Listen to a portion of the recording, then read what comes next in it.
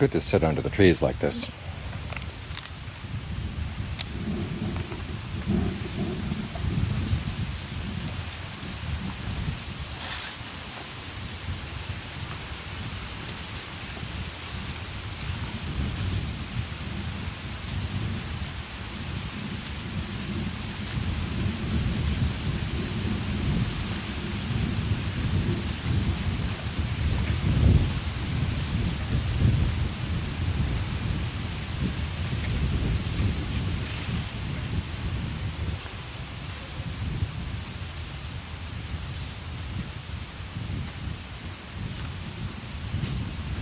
It's good to sit under the trees like this.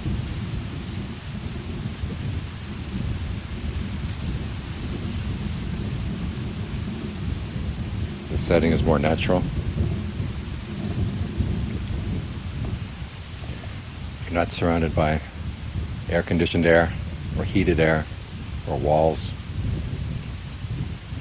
or a lot of the other signs of human companionship. It's just you and the elements.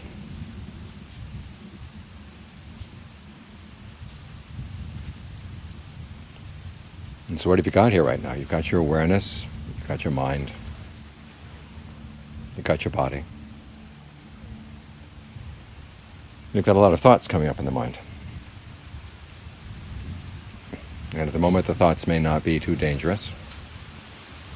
They may not be much of a threat, much of a problem.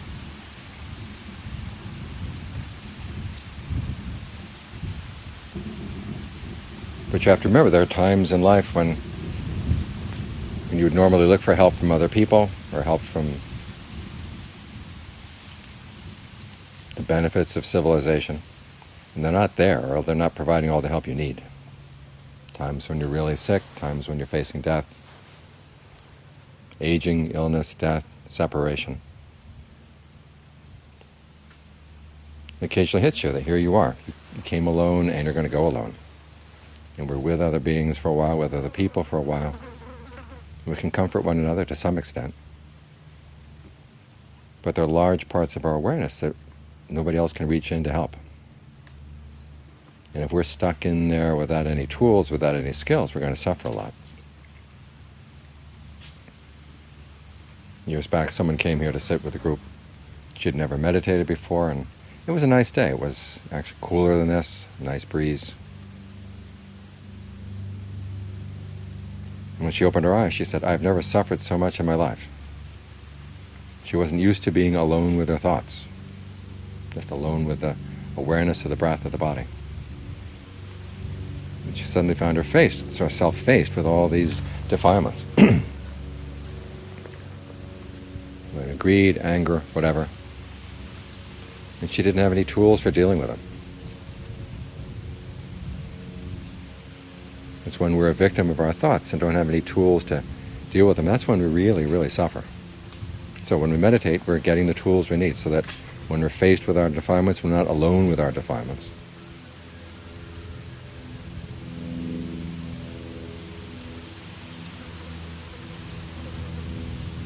We have the skills we need to make the breath our friend, to make other thoughts in the mind our friend. So we can have internal friends to depend on. First, the breath. What way are you breathing right now? It might be aggravating an unskillful mental state, but you can breathe in another way.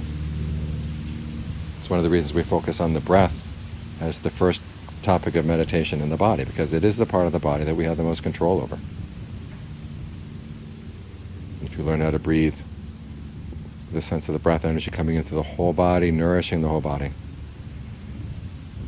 you reclaim this much of your awareness. If you don't reclaim it, the anger takes your breath, the greed takes your breath, the fear takes your breath.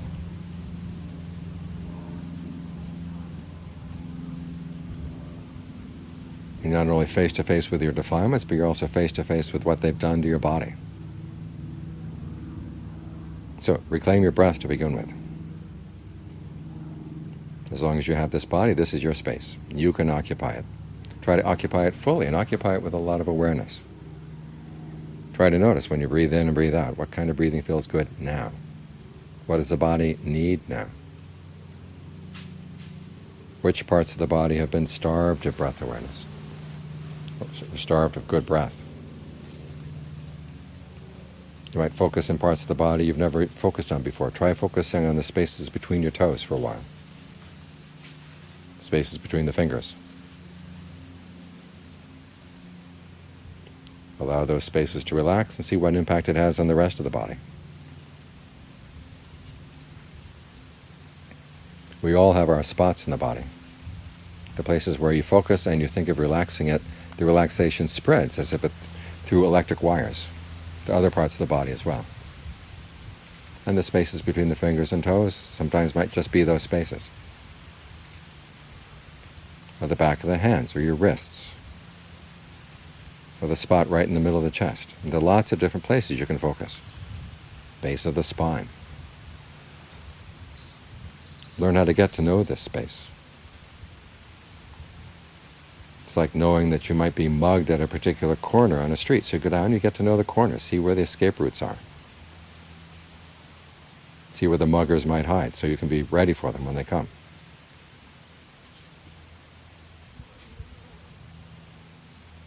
Because this spot right here that you're occupying right now is also the spot where you'll be when aging comes, when illness comes, when death comes. So if you've learned how to lay claim to this spot, you don't get pushed around by these things so much. When separation comes, when you lose someone that you really love, you want to be able to come back to this spot. Because all too often our identity gets involved with the beings we love, the people we love. And then when they go, it's like a big hunk of ourselves has been removed. So that too needs to be healed. Okay, come back to the breath, come back to the body.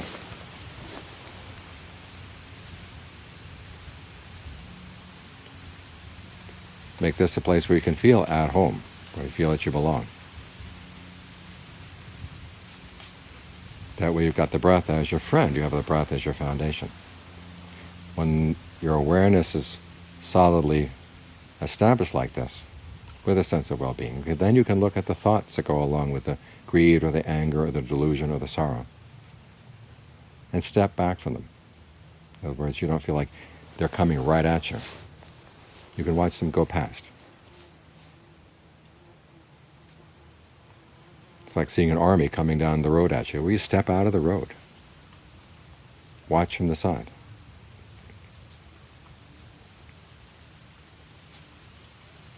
And you're not going to get trampled.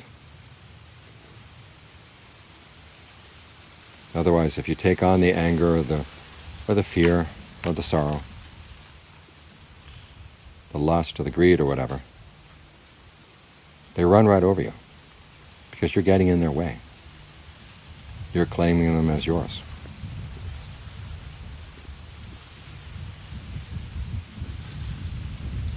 But when you watch them go past, you begin to see, okay, what's motivating these things? To what extent are they really true? To what extent are they helpful? When the Buddha talks about right speech, he's talking about speech that is true and beneficial and timely. You can set up the same rules for thinking in your own mind. You look at a thought, is it true? If it's not true, if it's just something you've heard about, or you may have believed, but you don't really know for sure, well, remind yourself, you don't know for sure. So that helps you put a question mark next to it right there. Then the next question, is it helpful? Is it really helpful to follow these thoughts? Say with the thought of sorrow. Okay, you can acknowledge the fact that you've lost someone. You can talk about how much you miss them. But there comes a point where it becomes self-indulgent. You're talking more about your own wound than you are talking about the other person. That's when you have to realize, okay, these things have their time and place, but only for so much time, so much place. There are other things you have to do in life. The mind needs to be trained. You have other responsibilities as well. So you acknowledge your loss, and then you move on. Through thinking rightly about your thoughts. You don't have to believe everything you believe. In other words, you don't have to believe everything that comes into your mind and that you latch onto. Learn how to step back from it and say, well, maybe something like this is not true. That was one of John Lee's recommendations for any insight that comes up to the mind. As soon as you think, well, this must be really true, ask yourself, well, to what extent might it be not true? And you begin to see that every thought has its limitations. That helps you get out. You can step out of the way as the army goes past.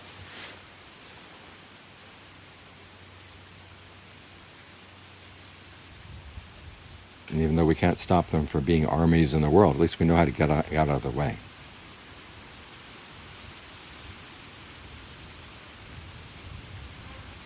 So you have the breath as your friend. You have right view as your friend.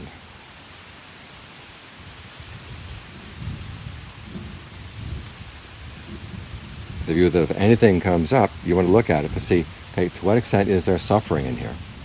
And to what extent the actions of my own mind adding to the suffering? Learn how to step back from those actions. I mean, there are some things that will cause pain and distress in the practice that are part of the path. But there's a lot of pain in the world that serves no purpose at all. It weakens you, makes you less able to help yourself or help other people. So ask yourself, what am I doing to contribute to that?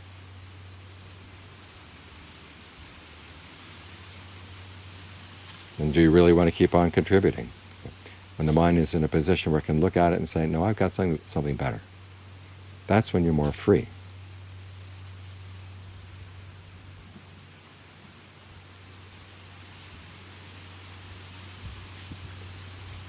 So even though there are times in life when you really feel alone, make sure you don't have to feel lonely, and make sure you don't have to feel abandoned. Because you've taken care of the skills you need in order to provide for yourself. Because there will come a time when even the breath can't be your friend anymore.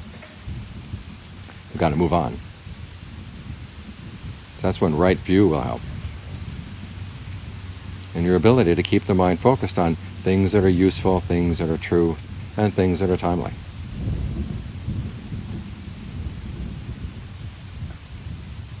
When you're faced with death, for instance, the idea of missing things or being worried about things in this world, that's not useful at all. Because you're at a point where you can't help those things. You can't provide anything for those things. They have to look after themselves. But remember, okay, the world has looked after itself a long time before you came, and will be able to look after itself for a long time after you leave. What your responsibility at that point is looking after the state of your own mind. And the way you can help the world at that point is to take good care of your own mind. Otherwise, the people who love you will be gathered around, they'll see you suffering, and they'll know that they can't do anything to help. That weighs down their hearts. But if they can see that you're handling the pain well, you're handling the fact of loss well, you're less of a burden on them. And at the same time, you're providing for where you're going the next time around. Because if you can keep your state of mind in good shape,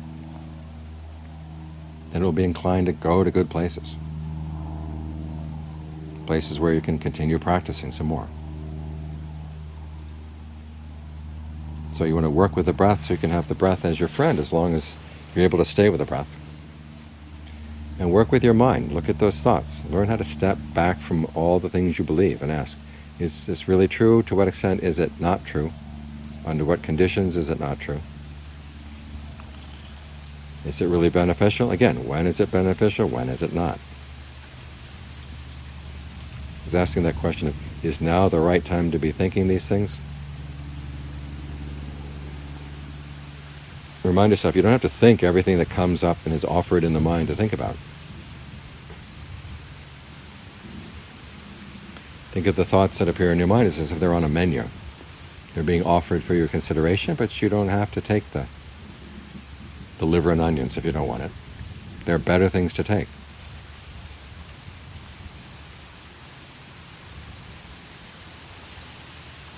And having the breath, while we have the breath to work with, this helps us. Gives us a good place to stay, a place where we can step back from all the other things that would come crowding into the mind. They can crowd in, but we can step out. The breath is still here no matter how many thoughts go through your mind. You can still feel the breath coming in, going out. It's still there. You can make it comfortable. If you've been working with the breath in your meditation, you have more and more of a friend here, more and more of a sense of what kind of breathing the body needs. You go right to that.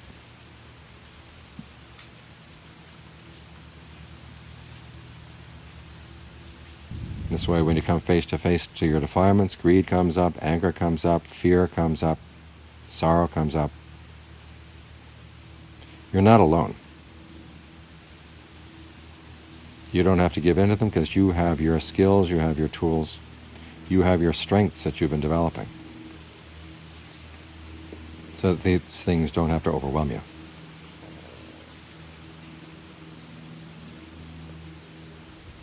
And you can come out safe.